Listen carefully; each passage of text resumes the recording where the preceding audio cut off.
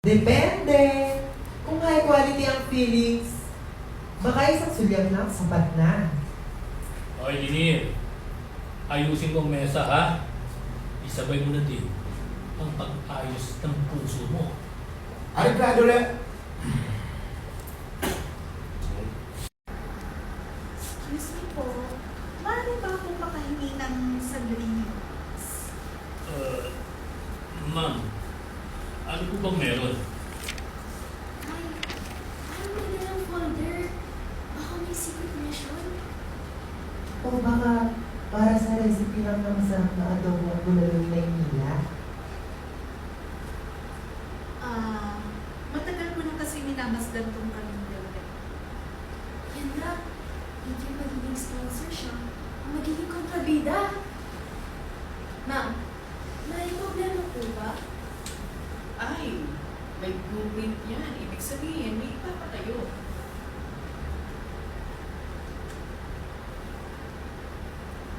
Okay. Kanya. Ang bukas na order.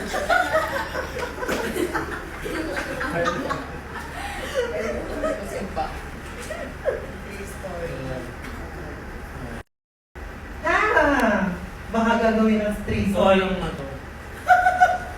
Galaw. Baka gagawin 3 story kung gariya, ha? Ma'am, dikit nga kayo, ma'am. Sa'yo, dikit ko. Hindi, tapos hindi lang talaga.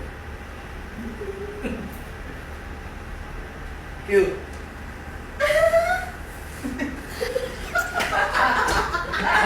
Ang malapit mo. Tsaka ko to. Tilihan mo na lang. Tilihan mo na lang. Tilihan. Tingin. Cue. Baka gagawa ng 3-story ang karinderya.